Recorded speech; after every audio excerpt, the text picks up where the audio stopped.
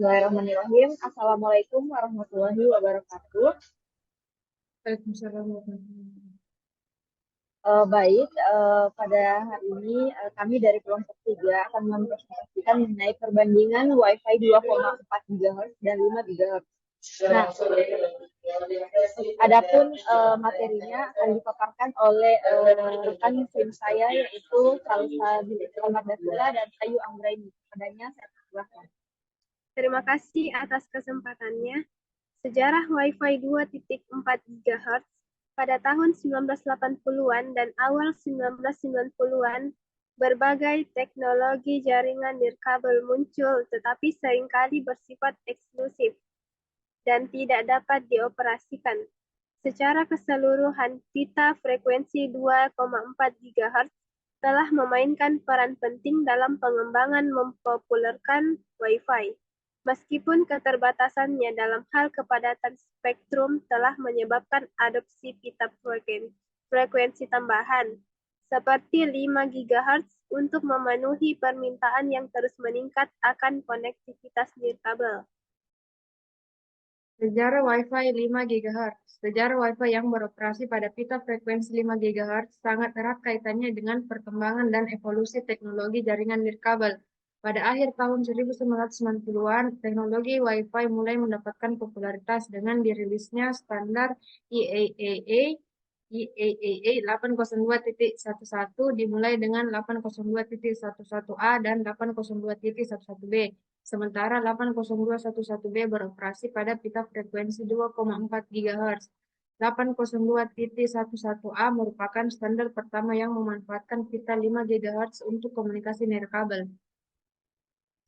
Berikutnya yaitu definisi Wi-Fi 2,4 GHz. Wi-Fi pada pita frekuensi 2,4 GHz adalah salah satu dari dua pilihan frekuensi utama yang digunakan dalam jaringan nirkabel.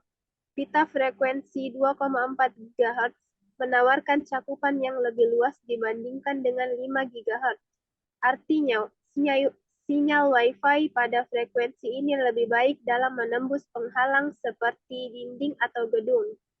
Karena kelebihan ini, Wi-Fi 2,4 GHz cocok untuk lingkungan di mana jarak antara router dan perangkat pengguna jauh atau terdapat banyak penghalang fisik. Namun, kekurangan utama Wi-Fi 2,4 GHz adalah kerentanan terhadap interferensi dari perangkat lain yang menggunakan frekuensi yang sama, seperti microwave, telepon nirkabel, atau perangkat Bluetooth. Kepadatan yang tinggi dari perangkat menggunakan frekuensi ini di daerah padat penggunaan bisa menyebabkan penurunan kinerja. Adapun definisi Wi-Fi 5 GHz, yaitu Wi-Fi pada pita frekuensi 5 GHz adalah alternatif yang lebih baru dan berkembang pesat. Frekuensi 5 GHz menawarkan kecepatan transfer data yang lebih tinggi dibandingkan dengan 2,4 GHz. Ini membuatnya cocok untuk aplikasi yang membutuhkan koneksi internet yang cepat dan stabil, seperti streaming video berkualitas tinggi atau bermain game online. Meskipun kecepatan transfer data yang lebih tinggi, Wi-Fi 5 GHz memiliki cakupan yang terbatas dan kurang mampu menembus penghalang fisik dibandingkan dengan 2,4 GHz. Ini berarti bahwa dalam lingkungan dengan banyak penghalang atau ketika perangkat pengguna berada jauh dari router, kualitas sinyal mungkin lebih rendah. Namun karena frekuensi yang lebih tinggi, Wi-Fi 5 GHz biasanya mengalami lebih sedikit interferensi dari perangkat lain karena frekuensi ini tidak umum digunakan oleh perangkat lain di sekitarnya. Selanjutnya yaitu kelebihan dan kekurangan dari Wi-Fi 2,4 GHz. Kelebihan yang pertama yaitu penetrasi yang lebih baik, yang kedua jangkauan yang lebih luas, yang ketiga kompatibilitas yang lebih baik dan lebih sedikit gangguan. Dan kekurangannya yaitu pertama kepadatan frekuensi yang tinggi, kedua kecepatan terbatas, ketiga rentan terhadap gangguan dari perangkat elektronik lainnya, dan terakhir yaitu terbatasnya kanal tersedia. Adapun kelebihan dari Wi-Fi 5 GHz yaitu satu, kecepatan transfer data yang lebih tinggi, dua, kinerja yang lebih baik dan lebih andal karena frekuensi yang kurang terganggu, ketiga, lebih banyak kanal tersedia mengurangi resiko interferensi di lingkungan yang padat. Sedangkan pada kekurangan Wi-Fi 5 GHz yaitu satu penetrasi yang lebih rendah melalui dinding dan objek membutuhkan poin akses yang lebih dekat untuk kinerja optimal. Kedua, jangkauan yang lebih terbatas dibandingkan dengan Wi-Fi 2,4 GHz. Ketiga, kompatibilitas terbatas dengan perangkat lama. Contoh implementasi Wi-Fi 2,4 GHz. Pertama yaitu di rumah tangga. Wi-Fi 2,4 GHz umumnya digunakan di rumah-rumah sebagai cara utama untuk menyediakan koneksi internet nirkabel kepada penghuni.